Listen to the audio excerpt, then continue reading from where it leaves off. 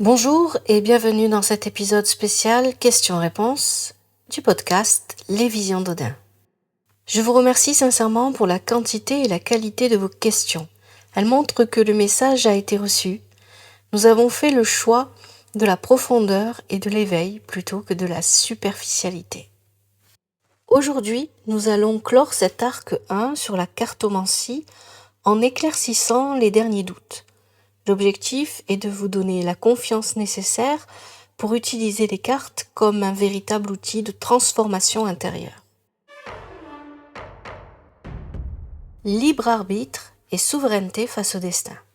Commençons par les questions existentielles, celles qui touchent au cœur de notre souveraineté. Question 1. Si la carte n'est pas une fatalité, à quoi sert-elle concrètement ? Quel est l'intérêt de tirer les cartes si l'avenir change tout le temps ? La carte ne vous dit pas ce qui va arriver. Elle vous dit où vous en êtes. Elle est un diagnostic énergétique. Elle montre les tendances et les forces que vous avez mises en place dans l'instant présent. Si l'avenir change tout le temps, c'est justement parce que vos pensées et vos actions changent. La carte est là pour vous donner un levier d'action. Elle révèle l'obstacle pour que vous puissiez le contourner et l'opportunité pour que vous puissiez la saisir. Question 2. Est-ce que le libre arbitre peut vraiment annuler la prédiction d'une carte ? C'est une question essentielle qui touche au cœur de la mythologie nordique. La réponse est nuancée. Le libre arbitre existe car vous avez le pouvoir de choisir votre réaction face à la carte, face aux événements. La carte vous avertit d'une probabilité, d'une leçon, et vous choisissez la façon de l'intégrer, mais il ne porte pas sur le destin. Le weird est la trame, la loi de cause à effet, qui est souvent immuable. Odin lui-même n'a pas pu annuler le Ragnarok. Son libre arbitre lui a seulement permis de choisir la meilleure façon de l'affronter. Le tarot vous offre cette même souveraineté, celle de choisir votre position face à l'inéluctable et non de l'annuler.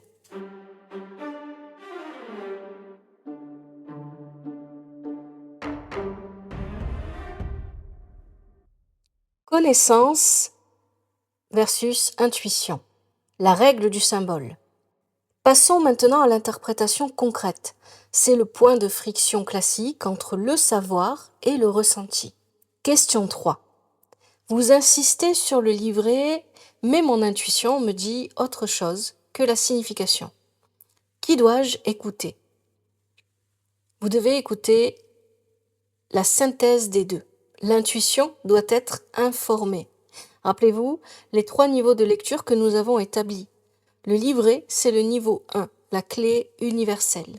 Il vous donne l'intention de l'auteur, la signification. Si vous ignorez cette base, votre intuition, si elle n'est pas très exercée, risque d'être une simple projection de l'ego, une façon d'entendre ce que vous voulez entendre. C'est ce qui mène aux lectures répétitives où seuls 3 ou 4 mots-clés reviennent sans cesse. L'intuition est le niveau 2, l'émotion et le regard. Elle ne s'épanouit que sur un socle de connaissances stable. Utilisez le livret pour apprendre l'énergie de la carte, puis laissez votre intuition vous guider sur la façon dont cette énergie s'applique à votre contexte. Ce qui est important dans cette manière de procéder, c'est de prendre le temps de bien digérer les informations du livret et puis de les oublier. Elles vont faire, ces informations, leur petit cheminement à travers votre intuition. Et puis, quand vous allez tirer les cartes, ça va revenir et ça va s'exprimer avec vos propres modes de pensée, de conditionnement, etc. Votre façon de voir les choses. Question 4. Je débute. Est-ce que je dois me concentrer uniquement sur les arcanes majeures ou utiliser tout le jeu ? Mon conseil est de commencer par les arcanes majeures pour les questions de fond. Maintenant, un mot sur le choix de votre outil. Débuter avec le tarot de Marseille n'est pas facile, car il est archétypal et exigeant, mais c'est la voie royale de la maîtrise. C'est par lui que vous travaillerez le mieux votre intuition et que vous intégrerez la profondeur des connaissances ésotériques, car il est le plus complet. Si cela vous semble trop aride, au départ, n'hésitez pas à utiliser des oracles ou des tarots plus accessibles, qui offrent des images et des mots-clés plus doux. Mais gardez toujours en tête que votre objectif final, si vous cherchez la profondeur initiatique, devrait être de revenir au tarot de Marseille. Les 22 arcanes majeurs sont la carte routière de l'âme. Ils répondent aux questions sur votre évolution spirituelle et vos grandes leçons de vie.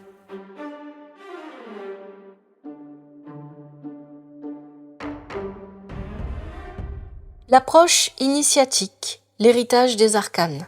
Terminons avec les questions sur les fondations ésotériques, que nous avons évoquées, celles qui donnent sa profondeur à notre pratique. Question 5. Le lien entre le tarot de Marseille et la Kabbale m'intrigue.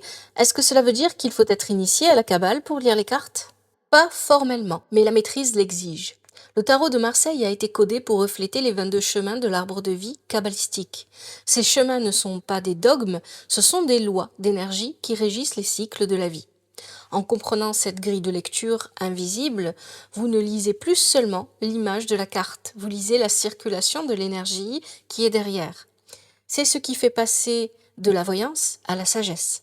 Pour approfondir ce sujet, je vous rappelle que vous avez la ressource sur mon site l'œildaudin.com, l'article « Les 22 chemins et les 22 arcanes ».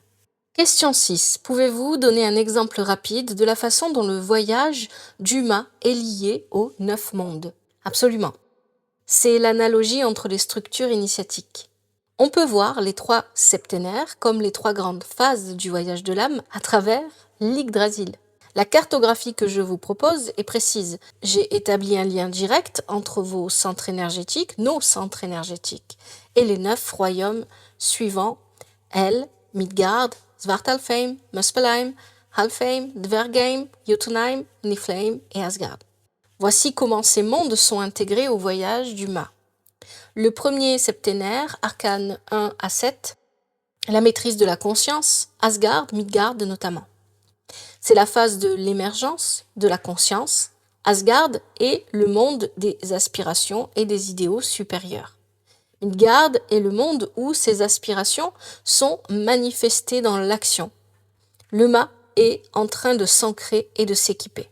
Le deuxième septénaire, arcane 8 à 14, la confrontation au destin et la transformation profonde, Jotunheim et les royaumes du défi. C'est la phase des grands défis et de la confrontation aux lois archétypales. Ici, le mât affronte les forces de Jotunheim, le chaos et les épreuves, apprend l'équilibre, la justice, et accepte le sacrifice nécessaire, le pendu, pour pouvoir se transformer. C'est également dans cette phase que le mât s'isole pour intégrer les leçons de l'arcane 9, l'ermite, qui symbolise la nécessité de cette retraite introspective, la torche de la sagesse éclairant un chemin de solitude volontaire, indispensable à la maîtrise du weird, le destin. J'ai envie d'ajouter ici, pensez à Odin quand il décide de se suspendre à l'arbre Yggdrasil. La carte du pendu, c'est vraiment ça. Le troisième septénaire, arcane 15 à 21, le mystère intérieur, Niflheim, Hel, Muspelheim et l'éveil. C'est la traversée de l'ombre. Le mât explore les mondes les plus profonds.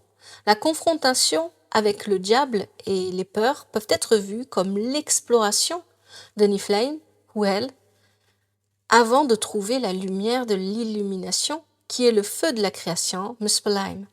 Ces systèmes, Kabbale et Yggdrasil, décrivent tous deux la même cartographie de l'âme. Pour ceux qui veulent aller plus loin dans ce lien, sachez que les travaux que je vous propose sur mon site font le pont entre le système des chakras, y compris l'étoile de la Terre et l'étoile de l'âme.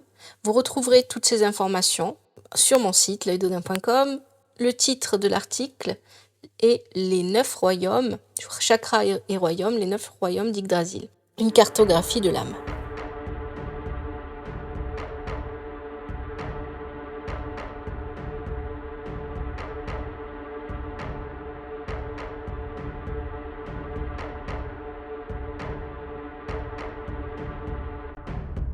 Cet épisode question-réponse clôture notre premier arc sur la cartomancie. J'espère qu'il a permis à chacun de faire la transition entre l'attente d'une prédiction et la recherche d'un outil d'éveil souverain. Notre prochaine grande exploration s'ouvrira la semaine prochaine. Nous allons passer de la petite cartographie des cartes à la grande cartographie du ciel. L'arc 2 sera dédié à l'astrologie et à la carte des potentiels. Retrouvez-moi jeudi prochain à 7h pour le début de cette nouvelle quête. Et n'hésitez pas à me laisser des commentaires pour me dire ce que vous avez pensé de ce premier arc et si vous avez testé les méthodes de tirage dont je vous ai parlé. À très vite!